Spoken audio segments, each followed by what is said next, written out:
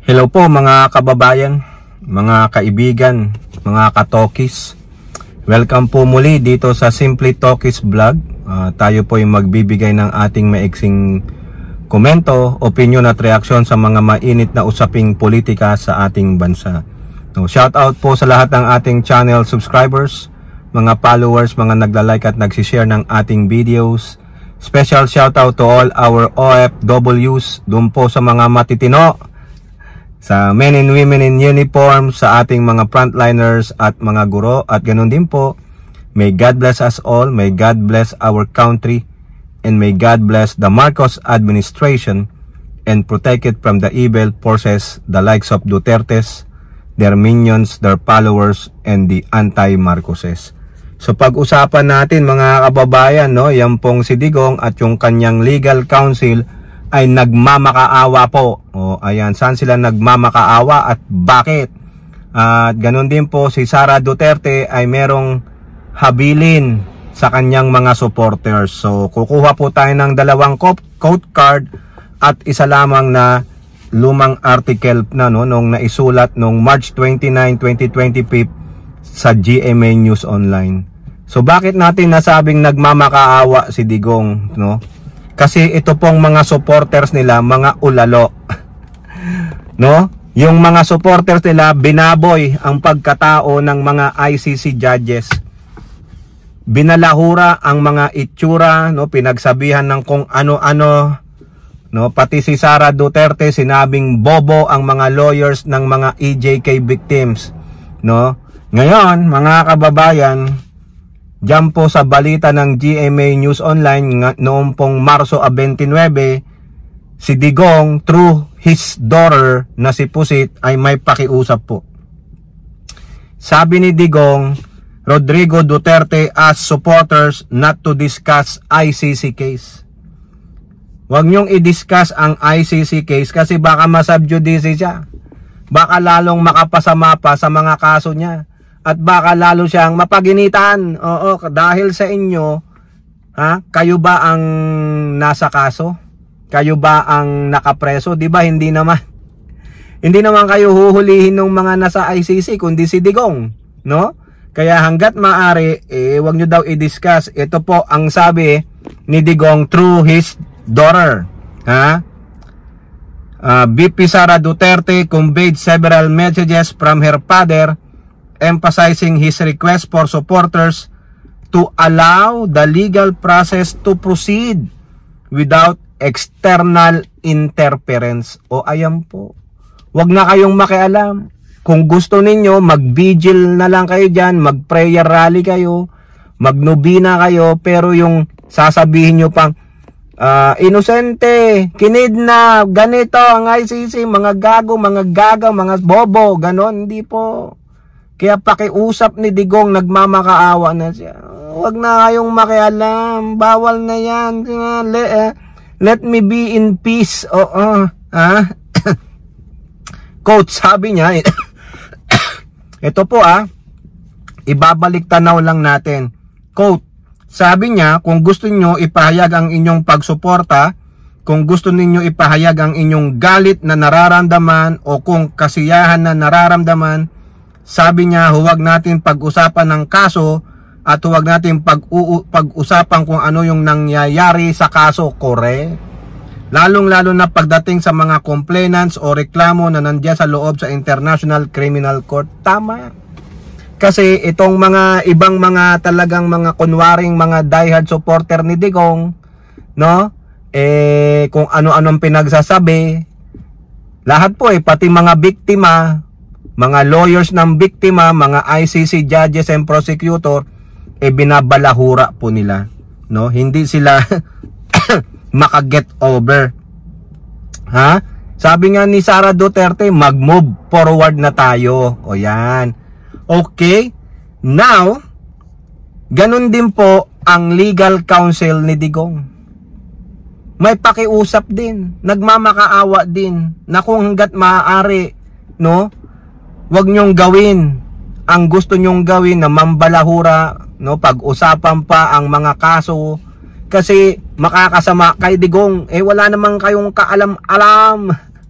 Hindi naman kayo parte ng legal team nila Digong. O, ito po yung quote card. O, sabi dyan nung legal counsel ni Digong, quote, "The family wants me to convey a message that the judicial process must be respected." O, ayan. Ha? Yung mga matalino pa kay Digong. O, yung mga nagdudunong-dunugan ng mga followers niya. O, sabi dyan nung request ng pamilya Duterte through Kopman, their legal counsel is, "The judicial process must be respected. There must be absolutely no interference with the independence of the court, with the judges and for all the parties." So ayan, galangin ninyo. Si Sara Duterte, sinabihan niyang mga bobo ang lawyers ng biktima. Di siyang matalino. Matalino ng mga ipis. "Every case of the international court is always a highly charged case from a political point of view. There are participants in that process.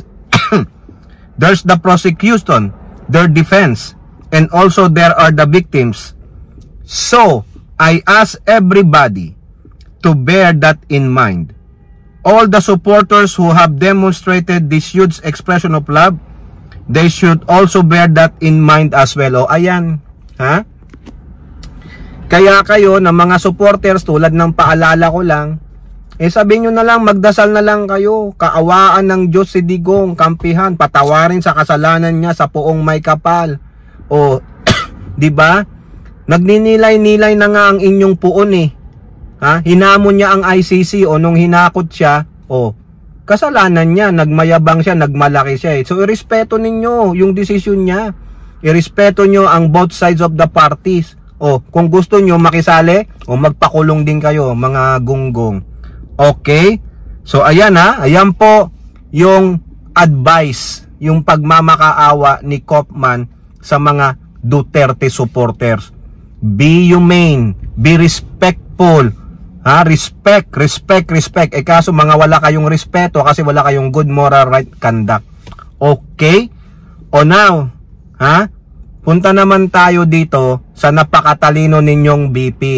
Yung nagsabing ang bobo ng mga lawyers ng biktima ng EJK ni Digong. Siya lang kasi ang matalino talaga. Napakatalino. Ang talino talaga no? Ang talino niyang gumawa ng kabalbalang kaya puro mga fictitious names yung pinaglalagay niya sa resibo niya sa confidential funds. Di ba? Mary Grace Piatos. Ang dami niyang alias, Kokol Biyamin. Pampano. Pati Pampano. Gusto pa yata niya. Plapla. Baka gusto niyang maplapla. Di ba? Nung tayo Starbucks. Okay? Ito po, meron po siyang habilin, paalala sa kanyang mga supporters. Ito po ay tungkol sa eleksyon. Kasi nangangamba daw po siya. No? Ang paalala ng kanyang ama through her, ang kanyang habilin, ang kanyang pakiusap, lahat na lang yata sa mga supporters nila. Quote card sa Abante, mga kababayan. Ano sabi? Sinabi niya ni Digong na bantayan natin ang ating buto. Dahil ang mga tao na desperado ay kung anong pandaraya ang naiisip para lang manalo sila. Ayan, may bagong naratiba. May mga tao daw na desperado na mandadaya. Mag-iisip ng paraan para dayain ang eleksyon ay sila at para sila ay makapasok, makaupo bilang mambabatas. Ang tanong, sino yon? Sino yung mga taong desperado na mandaraya sa eleksyon, lalong-lalo na sa pagkasenador o bilang isang congressman o congresswoman? Sino po yan? Yan na naman ang bagong naratiba ninyo. Mukhang yan ba ang gagawin ninyo? Kaya nyo sinabi, di ba? Yan ba ang drastic action ninyo? Kaya nyo ibinabaling na naman sa iba? Wala kayong ebidensya. Pero nagsasalita na naman kayo. Ayon. So yung gawain ninyo, ipapasa nyo sa iba para pag sinabing may nandaya, hindi kami yan. Di ba? Pinalaahanan namin kayo. Pero nahuhuli, ika nga, ang mga talipanda sa sariling bunganga. Ginagamit pa niya ang tatay niya para lang maibigay sa atin yung naratiba na, oy, may mga taong mandaraya dyan. Baka nang bayad na, alam nyo na, may kakutsaba. Ganun po yan eh. O bakit hindi na lang sabihin na lahat po tayo ay maging matalino sa pagpili ng ating iboboto. Hindi yung magbibigay ka ng ganitong naratiba na, oh, may mga taong desperado. Eh, sino ba yung desperado? Ano yung sabi ni Robin? Hindi kami makahakot ng crowd kasi yung number 1 crowd drawer namin ay nandito, nakakulong. Para kaming mga hilong talilong dito na walang mga ulo, naputulang kami ng ulo. Oh, sino desperado? Sino ang desperado, mga kababayan? Ha? Ba't di nyo tanongin si Robin? Tapos, ayan, no, ipapasa nyo sa iba yung naiisip nyong gawin. Ano?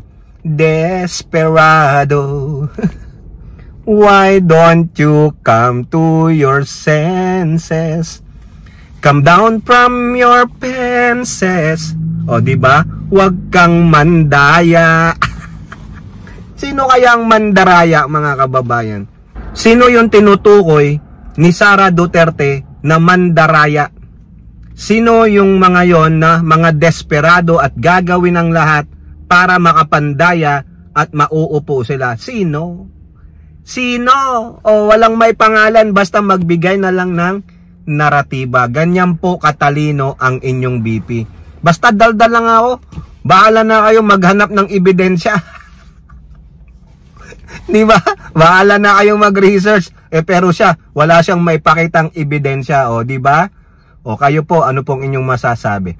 Comment down below and don't forget to like and share. Hope to see you on the next videos. Bye-bye. God bless.